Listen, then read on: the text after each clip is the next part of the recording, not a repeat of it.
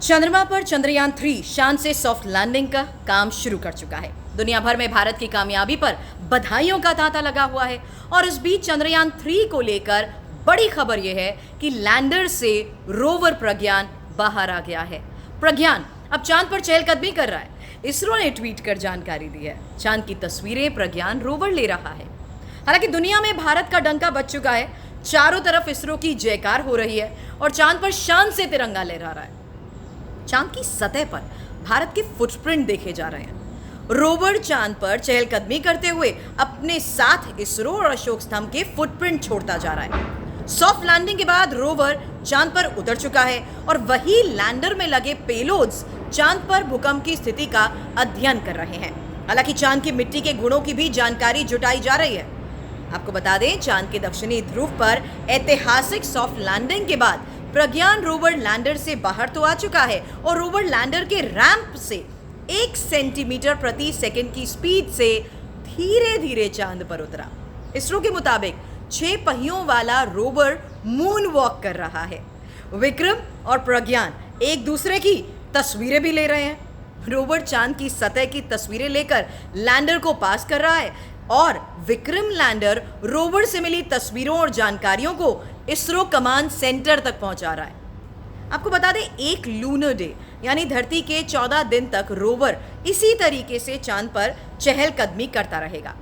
अब चांद के दक्षिणी ध्रुव पर चंद्रयान की कामयाब लैंडिंग के बाद आम लोगों के मन में सबसे पहले यह सवाल उठा कि चांद पर हमारे लैंडर और रोवर क्या क्या कर रहे हैं, वो कौन से काम करेंगे जिससे इसरो को फायदा मिलेगा, देश को फायदा होगा। रोवर चांद की सतह पर 500 मीटर के दायरे में चहलकदमी करके जो तस्वीरें ले रहा है, वहां मौजूद तत्वों की इन्हीं के जरिए खोज हो रही है। यानी चांद पर क्या खोजेगा प्रज्ञान, ये समझ लीजिए। पानी, ऑक्सीजन, हाइड्रोजन, जीवन, ईंधन और खनिज। यानी सालों से चांद से आ रही तस्वीरों और वैज्ञानिकों के मुताबिक चांद पर ऊर्जा का असीमित भंडार है जो आने वाले वक्त में इंसानी जरूरतों के काम में भी आ सकता है। और अगर इस जानकारी पर मुहर लगी, भविष्य में चांद पर कार्गो मिशन कामयाब हुए तो धरती पर ऊर्जा की कमी को भी पूरा किया जा सकता है। यानी चांद पर ऊर्जा का अथाह भंडार है। इसी बारे में जानकारी अब आपके सामने, क्योंकि चंद्रमा पर पृथ्वी से 100 गुना ज्यादा हीलियम 3 है। चांद पर 1 मिलियन मीट्रिक टन हीलियम 3 होने का अनुमान। 1/4 हीलियम 3 को ही पृथ्वी पर लाया जा सकता है। करीब 2.5 लाख टन हीलियम 3 पृथ्वी पर लाई जा सकती है और अगली 5 शताब्दियों तक ऊर्जा की मांग को पूरा करने का दावा भी किया जा रहा है। अब चांद पर सॉफ्ट लैंडिंग के बाद लैंडर से रोवर बाहर आकर जिस तरीके से काम शुरू कर चुका है, रोवर के साथ ही लैंडर भी काम में जुटा हुआ है। रोवर के सारे संदेश लैंडर के जरिए ही इसरो तक पहुंचाए जा रहे हैं। इसके अलावा भी लैंडर कई अहम जानकारियां जुटाने में लगा हुआ है। अगले 14 दिन तक लैंडर मून रिसर्च जो कर रहा है उसके बारे में डिटेल आपके सामने, क्योंकि चांद की सतह से डेटा और नमूने जुटाए जा रहे हैं।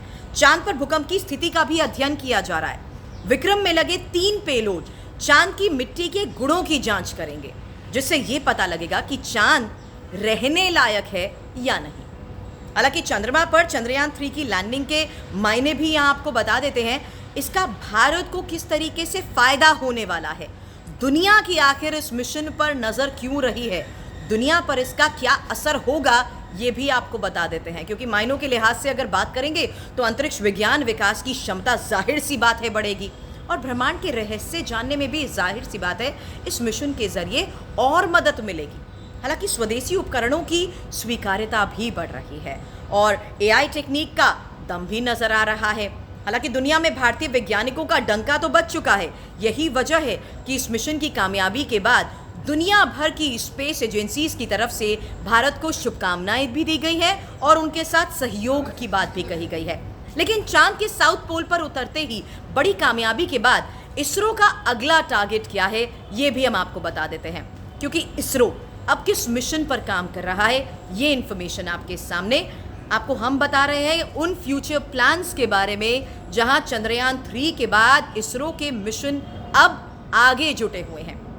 इसमें महत्वपूर्ण है आदित्य L1। आदित्य L1 सूर्य का अध्ययन करेगा। पृथ्वी सूर्य के बीच L1 पॉइंट पर स्थापित होगा और सूर्य की ओर 15 लाख किलोमीटर की दूरी ये तय करेगा। इसके साथ साथ इंफॉर्मेशन हमारे पास शुक्रयान 1 को लेकर भी है, जो शुक्र ग्रह के बारे में अध्ययन करेगा।